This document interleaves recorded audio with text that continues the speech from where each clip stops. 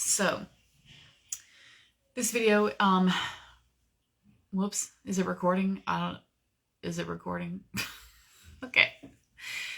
I'm going to try to go live in the group more often, so that way y'all can just refer to videos here. At the same time, I will download everything onto YouTube as well, so that if the video disappears from the Facebook group, you can just track it down on my YouTube channel. And if you can't find it, just let me know and I'll dig up the link for you. So this is going to be about how to stay emotionally disconnected in case you still have to interact with the ex-narcissist for something. So obviously that's a big deal, right? You need to be able to interact with that person without falling into the temptation of tearing their head off. So what you have to keep in mind is that the narcissist does not have a lot of personal power or control over their life like a normal person would. They don't have a foundation. They don't have an identity. They don't have normal feelings or normal cognition about things, and they don't have normal emotional function or emotional intelligence. Yeah. Real quick.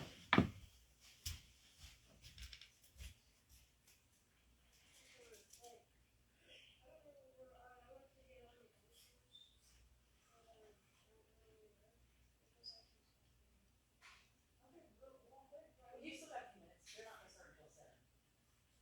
You still got a couple minutes, yeah. You got time. That's okay. You got your dinosaurs.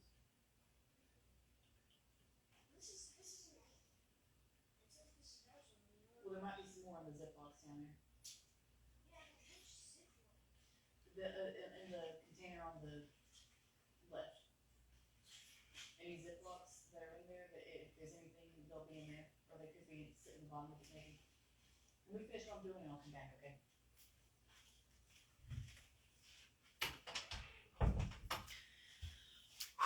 I'm sorry, y'all. Okay.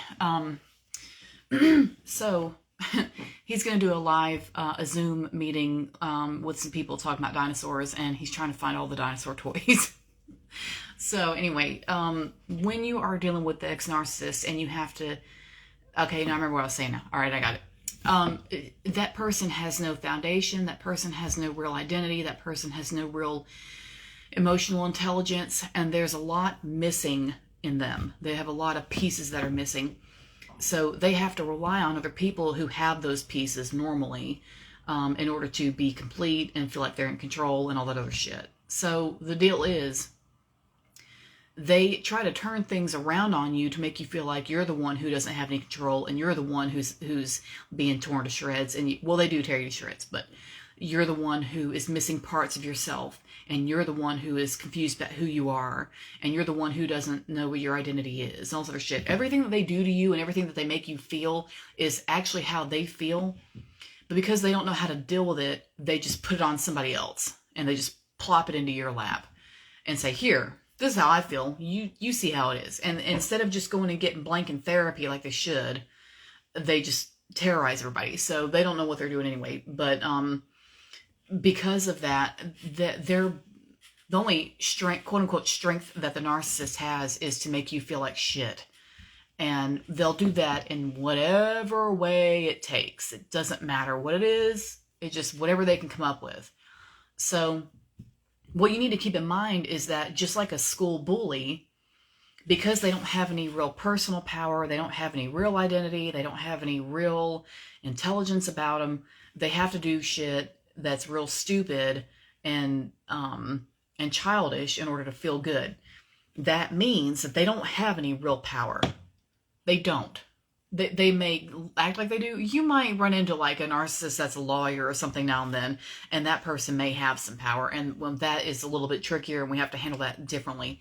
But if we're talking about just like a regular person that's just narcissistic and they're just like doing regular stuff to play mind games with you because they don't have any other real power, like legal power or shit like that, or they're not friends with a judge or some shit, you know, if it's not that and they're just doing mind games just to be a little bastard, you can get around that. And the best way to do that is to remember that you are the one who is actually in control, because number one, you're a whole person. you're not missing pieces of yourself. You know what I'm saying? Like, you're not screwed up, you're not crazy like they are. And you don't have identity issues, and you don't have issues with bonding with people and shit like that. That's not, none of that shit is your problem. You're normal. And because there's nothing wrong with you, that alone puts you 3 steps ahead of the ex-narcissist anyway, because they don't have those things. They don't have those features. They're confused. So you already are a step ahead and already have more power anyway. And that is the first thing you need to remember when you're dealing with this person is they're going to act up. They're going to show their ass. They're going to try to make you feel bad. They're going to try to make you feel like you can't do anything. And all of that effort is to turn it around and make it look like it's the opposite of what it really is. What it really is they're the one who's powerless. They're the one who can't do shit.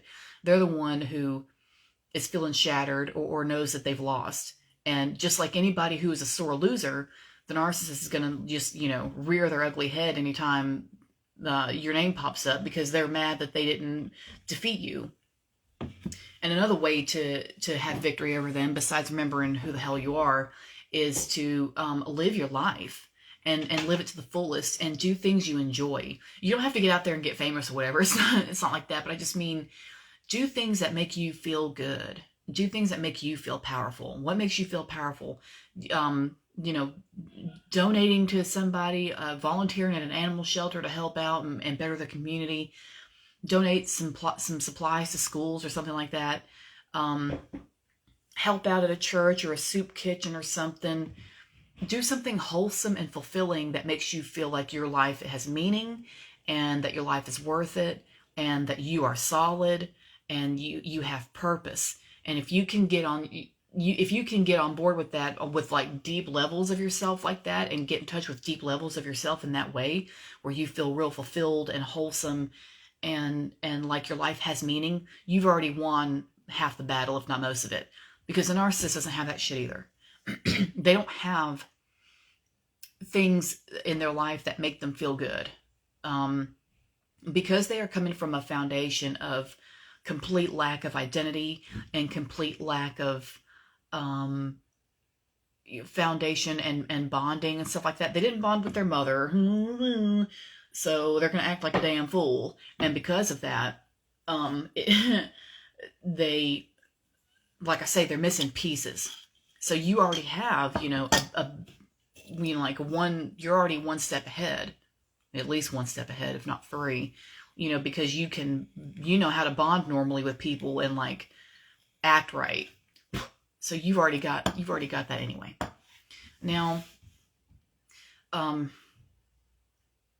another thing you can do is to remember that whatever they do, you still have power because you still know who you are. You have not lost pieces of yourself through this person, and you have not lost pieces of yourself by this person doing whatever they did to you. You're still a whole person. You still have your identity. You still have all your likes and dislikes. You still have your hobbies. You still have your life. You still have your friends, your relatives, or whoever stuck by you and supported you and loved you through all of that. You still have those people and those connections. You still have your job, or you can get another job on the way, and you're alive and you're still trying and you're still working every day to make yourself better and live your life and make it a victory instead of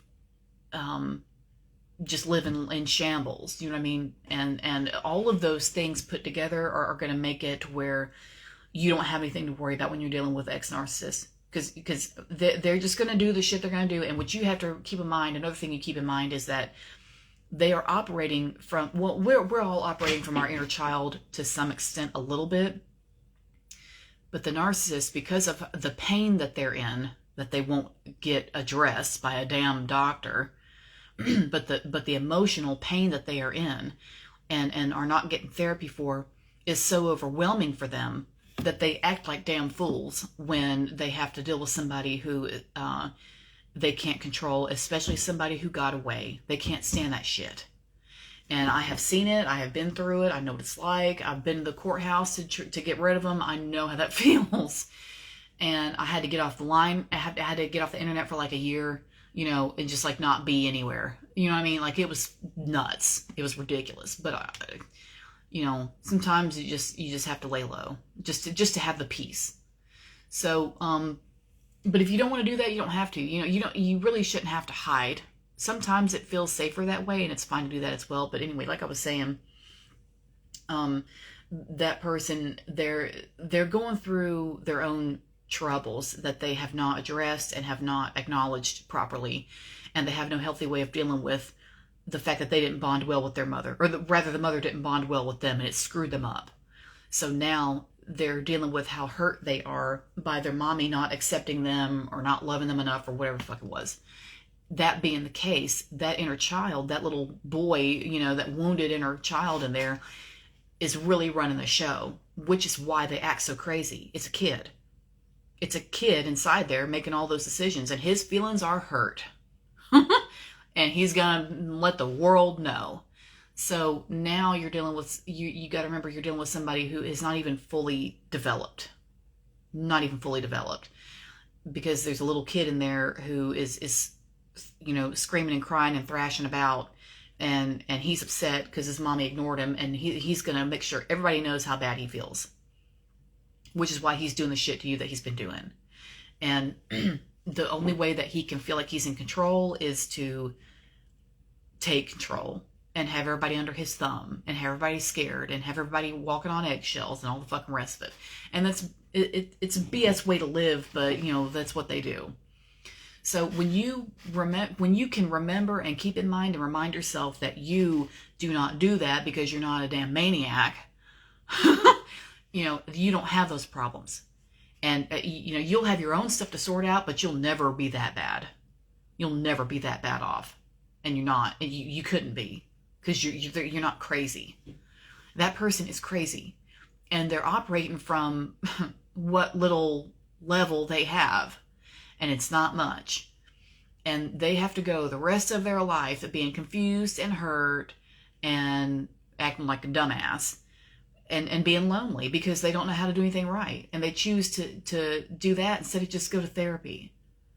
So they screw themselves in the end. And I think they're also angry about that they keep screwing themselves. I think that makes them angry. And as they get angry, they lash out even more. So it's like it never ends. And they screw themselves with that. And it's just like a cycle of that. So they have a lot of problems that they just need to go live in the hospital for a few months and just start from zero. but they don't want to. They can't face the pain. They can't face the pain of it, and instead they just do it. They just put it on everybody else. So it's coming from a small innocent point inside of them somewhere, because they were done wrong as a child or an infant. The mother didn't bond with them. Well, God knows what her problem was. We'll never know. But she didn't bond with the baby for some strange reason. Didn't want to or couldn't or whatever. And the infant was like, shit, if my own mother doesn't want me, I don't know who's going to want me. I just don't know. Well, I'll just control it. And they switch to that. And that's their defense mechanism, is to do that kind of stuff. That's why they act up so bad when they see that they're not in control. Or when you start thinking for yourself, God forbid, they go haywire. It's like pouring a cup of water on R2-D2. They just... So, but that's why they're so screwed up. And it helps to know a little bit about the narcissist psychology so that you can understand why they do what they do. Not so much, you don't have to do that in order to humanize them and feel bad for them and forgive them and shit like that. You don't have to do all that. I don't. But, it just helps to understand what their problem is. And it'll be easier, like when you can understand that they don't have that identity and that foundation and stuff like that, and they don't have any way of bonding with people because they got screwed up with them, you can see why they act up when they realize they're losing control of somebody. Because that micromanaging and that having you under their thumb kind of thing, that's the only way they know how to control something. And that's the only way they know how to bond, quote unquote, with somebody. It's not a real bond. It's just their way of doing it. So it's screwed up. It's not legit, but that's all they have because they never learned how to do it normally. And so they're just walking around being crazy. But if you can keep in mind that you don't have those problems and there's something wrong with you and you're going to be A-okay, then just keep that in mind, that you are 3 steps ahead of them, because you don't, none of that shit that they're worrying about on the inside is ever going to be your problem. You're above that. You are above that. And your parents may have screwed up in other ways. You know, all of our parents or caretakers screwed up something, but you'll never be as bad as that. Ever.